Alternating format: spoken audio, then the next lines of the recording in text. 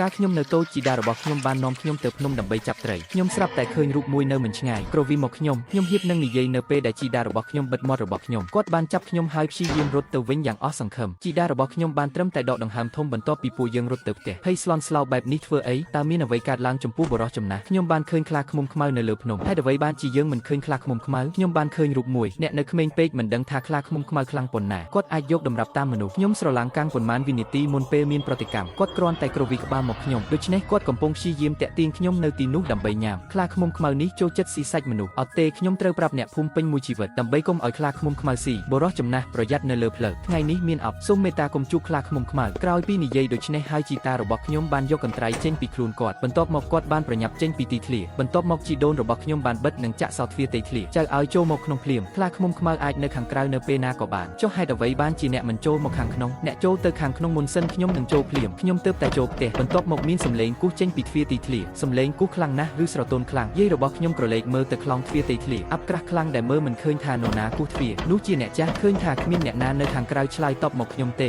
ទឹកមុខនៃប្រែជាស្លេកស្លាំងភ្លាមគាត់ប្រញាប់រត់ចូលឃ្លាំងយកមែកឈើស្ងួតចេញបោះមែកស្ងួតលើដីប៉ុន្តែដៃរបស់គាត់ញ័រនៅពេលគាត់កាន់ការប្រកួតខ្ញុំបានព្យាយាមដុតឈើមួយចំនួនប៉ុន្តែមិនមានភ្លើងឆេះនោះទេឃើញបែបនេះខ្ញុំក៏ប្រញាប់រត់ទៅទីធ្លាដើម្បីគិលានុបដ្ឋាយិកាតើអ្នកកំពុងធ្វើអ្វីប្រញាប់ត្រឡប់មកវិញតើអ្នកណាប្រាប់អ្នកឲ្យរត់ចេញជីដូនរបស់ខ្ញុំបានខិតខំប្រឹងប្រែងជាច្រើនទីបំផុតគំនរនៃការប្រកួតត្រូវបានភ្លើងបានឆាប់ឆេះភ្លាមរំសាយអាប់ជុំវិញពេលនោះយាយខ្ញុំនាំខ្ញុំចូលផ្ទះគាត់ឈរនៅទីធ្លាដោយកាន់ពើគាត់បានឈរនៅទីនោះក្នុងទីធ្លារហូតដល់អាប់ទសាយវាជិតថ្ងៃត្រង់ហើយមែកឈើនៅលើដីត្រូវបានដុតទាំងអស់ខ្ញុំដួលទៅដីដោយហត់ខ្លាំងខ្ញុំរត់ទៅសួរយាយគាត់តើមានអ្វីកើតឡើងហេតុអ្វីបានជាអ្នកដុតភ្លើងអ្នកដែលគូសទ្វារពេលនេះមិនមែនជាមនុស្សទេវាជាខ្លាឃ្មុំខ្មៅខ្ញុំបានបណ្ដេញវាចេញជាបណ្ដោះអាសន្នដោយភ្លើងប៉ុន្តែគាត់ប្រកាសជានឹងត្រឡប់មកវិញខ្ញុំស្ទើរតែនិយាយមិនចប់ពេលចូលទីធ្លាគាត់មើលទៅគួរឲ្យភ័យខ្លាចមុខក្រញើយាយចាស់ហេតុអ្វីបានជាមើលទៅវេទនាម្ល៉េះតើមានអ្វីកើតឡើងពិតប្រាកដខ្ញុំសូមប្រាប់អ្នកភូមិថាមានខ្លាឃ្មុំខ្មៅនៅលើភ្នំពួកគេមិនជឿទេពួកគេថែមទាំងនិយាយថាខ្ញុំចាស់ហើយភ្នែករបស់ខ្ញុំចុះខ្សោយហើយខ្ញុំកាន់តែចាស់ខ្ញុំបានឮសំឡេងគូសទ្វារម្ដងទៀតបន្ទាប់ពីអ្នកចាក់ចេញខ្ញុំបានសួរពីរដងហើយប៉ុន្តែគ្មានអ្នកណាឆ្លើយខ្ញុំសង្ស័យថាវាជាខ្លាឃ្មុំខ្មៅខ្លាឃ្មុំខ្មៅមិនបានចូលពេទ្យទេជីតារបស់ខ្ញុំដកដង្ហើមធំគាត់សម្លឹងទៅមាត់ទ្វារទីធ្លាម្ដងទៀតគាត់បានកត់សម្គាល់ឃើញថាទ្វារដែករបស់យើងត្រូវបានគេកត់សម្គាល់ពីខាងក្នុងវាក៏មានស្នាមជើងខ្លាឃ្មុំខ្មៅនៅលើដីផងដែរខ្ញុំនឹងហៅអ្នកភូមិមកឥឡូវនេះឲ្យគេឃើញដោយខ្លួនឯងក្រោយពីនិយាយដូច្នេះហើយជីតាខ្ញុំបានចាក់ចេញពីទីធ្លាផ្ទះមិនយូរប៉ុន្មានពេលនោះគាត់ហៅអ្នកភូមិមកផ្ទះខ្ញុំអ្នកភូមិបានឃើញស្នាមជើងខ្លាឃ្មុំនៅលើដីរឹងទល់មុខគ្ន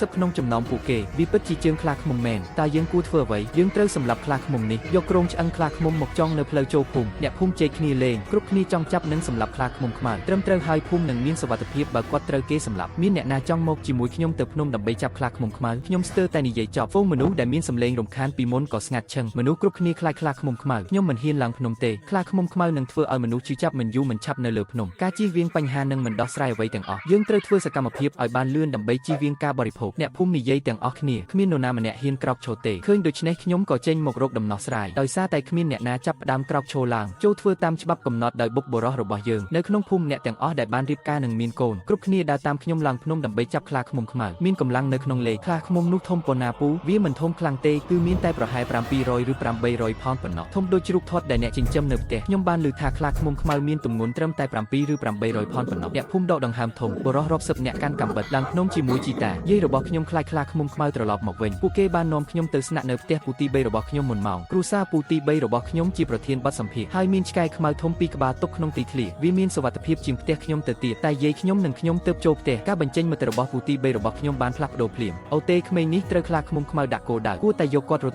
់ឲ្យឆ្ងាយតាមដែលអាចធ្វើទៅបានតើការដាក់គោលដៅដោយខ្លាឃ្មុំខ្មៅមានន័យយ៉ាងណាក្មេងនេះមានក្លិនដូចខ្លាឃ្មុំខ្មៅគាត់នឹងស៊ីអ្នកមិនយូរមិនឆាប់អ្នកនឹងរត់ល្អជាងវាយឺតពេលហើយតើយើងរត់តាមផ្លូវណាមានទ្រង់គោនៅក្នុងទីធ្លារបស់ខ្ញុំមុនពេលល្ងឹតងាយស្រួលទៅទីក្រុងដើម្បីលាក់ខ្លួនប្រសិនបើវាងឹតយើងមិនអាចចាក់ចេញបានទេគាត់មិនអាចចូលបានទេបើយើងលាក់ខ្លួនក្នុងផ្ទះទុកផ្ទះឲ្យនៅម្នាក់ឯងទោះបីជាអ្នកលាក់នៅក្នុងប្រអប់ដែកក៏ដោយគាត់ក៏អាចវាយអ្នកបានដែរស្ដាប់ដំបូន្មានរបស់ខ្ញុំរត់តាមដែលអ្នកអាចធ្វើបានពេលនោះពុកម៉ែបងប្អូនទី3គេយករទេះគោមកយើងយ៉ាងលឿនជិះឡានទៅក្រុងវានឹងងឹតឆាប់នេះដូច្នេះអ្នកមិនមកជាមួយយើងទេខ្ញុំជាមនុស្សចាស់ខ្លាឃ្មុំខ្មៅមិនអាចទ្រាំទ្រទៅទីក្រុងបានទេវានឹងចំណាយពេល5ឬ6ម៉ោងអ្នកគួរចេញទៅឲ្យលឿនបន្ទាប់មកក្រោមក្រសែភ្នែកមើលថែរបស់ពូទី3របស់ខ្ញុំជីដូនរបស់ខ្ញុំបានចេញទៅក្នុងរទេះគោព្រះអាទិត្យហៀបនឹងលិចយាយខ្ញុំមកក្បាលភ្នែករបស់គាត់ពោពេញទៅដោយការភ័យខ្លាចចៅឲ្យខ្លាចទេខ្ញុំមិនខ្លាចទេដរាបណាខ្ញុំនិយាយចប់ខ្ញុំបានឮសំឡេងស្រែកនៅមិនឆ្ងាយពីក្រោយខ្ញុំយាយរបស់ខ្ញុំក៏បានឮសំឡេងគាត់បើកភ្នែកធំហើយមើលជុំវិញដោយប្រយ័ត្នប្រយែងតើនោះជាសំឡេងកណ្ដឹងទេតើមាននរណាម្នាក់នៅពីក្រោយយើងទេត្រូវតែអ្នកភូមិបើករទេះគោ តូក្រុងហេតុអីក៏យើងមិនបង្អង់បន្តិចចាំអ្នកភូមិដើរលេងដរាបណាខ្ញុំនិយាយចប់យាយរបស់ខ្ញុំសម្លឹងមកខ្ញុំគាត់បានវីដំគោជាច្រើនដងគោហាក់ភ្ញាក់ផ្អើលហើយចាប់ផ្ដើមរត់ចេញយ៉ាងលឿនខ្ញុំតោងខោអាវយាយខ្ញុំយ៉ាងណែនខ្លាចគេបោះចោលប៉ុន្តែគោមិនអាចរត់បានទៀតទេបន្ទាប់ពីមួយសន្ទុះមកនៅពេលនេះខ្យល់ក៏មានក្លិនស្អុយក្លិនក្រអូបបានហុយឡើងជីដូនរបស់ខ្ញុំវីគោដោយរំពាត់ប៉ុន្តែគោគ្រាន់តែមិនរត់គ្រាន់តែដើរទៅមុខយឺតគោឯងរត់ល្អជាងគោមិនអាចរត់បានទៀតទេគាត់មានពុះនៅមាត់តើយើងគួរធ្វើអ្វីយើងនៅតែមានពាក់កណ្ដាលផ្លូវទៅកាន់ទីក្រុងយាយរបស់ខ្ញុំស្ទាក់ស្ទើរពី3វិនាទីស្រាប់តែគាត់ទាញខ្សែពួរឈប់ប្រទេសគោចៅឲ្យឡើងលើក្នុងគោដូច្នេះហេតុអ្វីបានជានោះប្រទេសគោនេះធ្ងន់ពេកហើយគោចាស់មិនអាចរត់បានលឿនទេយើងជិះដោយផ្ទាល់លើក្នុងគោខ្ញុំជិះលើក្នុងគោដូចយាយខ្ញុំប្រាប់ខ្ញុំយាយរបស់ខ្ញុំថែមទាំងយកប្រទេសគោទម្លាក់ទៀតផងបន្ទាប់មកគាត់បានឡើងគោបានកាត់បន្ថយទម្ងន់របស់វាកាន់តែលឿននៅពេលខ្ញុំចាប់ផ្ដើមដើរយាយខ្ញុំដេញគោចោលប៉ុន្តែគោគ្រាន់តែមិនរត់ពួកគេគ្រាន់តែដើរលឿនបន្តិចពេលទៅដល់ផ្លូវកោងភ្លាមនោះគោក៏ឈរស្ងៀមខ្ញុំថែមទាំងអាចមានអារម្មណ៍ថាគោញាប់ញ័រខ្ញុំមើលទៅមុខដោយមិនដឹងខ្លួនបន្ទាប់មកខ្ញុំបានឃើញរូបមួយពីចម្ងាយដោយសារតែវាជាយប់អ្វីដែលអាចមើលឃើញគឺគ្រោងនៃរូបមនុស្សរូបនោះនៅស្ងៀមក្បាលរបស់គាត់ផ្លាស់ប្ដូរម្ដងកាលខ្ញុំមិនដឹងថាហេតុអ្វីទេឥឡូវនេះសក់នៅលើខ្លួនខ្ញុំឈរនៅខាងចុងដោយមិនអាចគ្រប់គ្រងបានត្រជាក់ខ្នងរបស់ខ្ញុំ